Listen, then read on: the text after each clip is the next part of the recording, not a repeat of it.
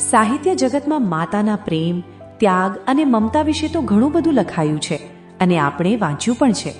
પરંતુ એક પિતાનું મૌન સંઘર્ષ, તેમનો પરિવાર માટેનું આજીવન ત્યાગ ઘણીવાર પડદા પાછળ રહી જતો હોય છે.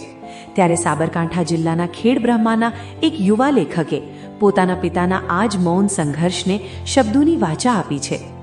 ખેડબ્રહ્માના જાણીતા લેખક રણવિજયસિંહ પ્રતાપસિંહ ચૌહાણ લિખિત પુસ્તક અધૂરી વિદાય હાલ રાષ્ટ્રીય સ્તરે ભારે ચર્ચાના કેન્દ્રમાં આવ્યું છે અને ઉત્કૃષ્ટ પ્રદર્શન કરીને સમગ્ર સાબરકાંઠા પંથકનું ગૌરવ વધાર્યું છે. વિવિધ મેગેઝિનોમાં સતત 12 વર્ષ સુધી પોતાની કલમ ચલાવનાર લેખક રણવિજયસિંહ ચૌહાણની કલમ જ્યારે પિતાના વિરહમાં રડી, ત્યારે આ સંવેદનશીલ કૃતિ અધૂરી વિદાયનું સર્જન થયું છે. આ પુસ્તક માત્ર કાગળ પર કંડરાયેલા શબ્દો નથી, પરંતુ પિતાને ગુમાવ્યા બાદ એક દીકરાના હૃદયમાંથી નીકળેલી અસહ્ય વેદના છે. આ પુસ્તકની વાર્તા વડાલી શહેરની ખ્યાતનામ શેઠ CJ હાઈસ્કૂલમાં આદર્શ શિક્ષક તરીકે સેવા આપનાર સ્વ પ્રતાપસિંહ કિશોરસિંહ ચૌહાણના જીવનની સત્ય ઘટનાઓ પર આધારિત છે.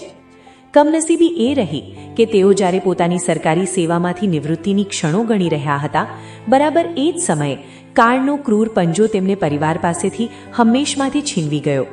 પુસ્તકના મર્મને ઉજાગર કરતા લેખકે ખૂબ જ હૃદયસ્પર્શી શબ્દોમાં લખ્યું છે કે દુનિયામાં દરેક વસ્તુ ખોવાઈ જાય તો શોધવાથી મળી શકે છે, પણ એકવાર જો પિતા ખોવાઈ જાય તો આખી જિંદગીની શોધ પણ એમને પાછા લાવી શકતી નથી. પિતાનો આજીવન સંઘર્ષ અને પિતાના ગયા પછી એક દીકરાની અસહ્ય તરફનું આ પુસ્તકમાં એવું આબેહૂબ આલેખન કરાયું છે જે પથ્થર દિલના માણસની આંખમાં પણ પાણી લાવી દે છે. ખેડબ્રહ્મા જેવા ગ્રામીણ વિસ્તારના યુવા લેખકની આ કૃતિએ રાષ્ટ્રીય સ્તરે ડંકો વગાડતા હાલ તો સાહિત્ય જગત અને સોશિયલ મીડિયા પર રણવિજયસિંહ ચૌહાણ પર ચોમેરથી અભિનંદન વર્ષા થઈ રહી છે. પિતા પ્રત્યેના આદર અને સંવેદના સભર આ પુસ્તકે સાબિત કર્યું છે કે સાચું સાહિત્ય હંમેશા હૃદયને સ્પર્શી જાય છે. રણવિજયસિંહને આ રાષ્ટ્રીય સિદ્ધિ બદલ અમારી ખબર વડાલીની આખી ન્યૂઝ ટીમ તરફથી ખૂબ ખૂબ અભિનંદન. બ્યુરો રિપોર્ટ, ખબર વડાલી, સાબરકાંઠા.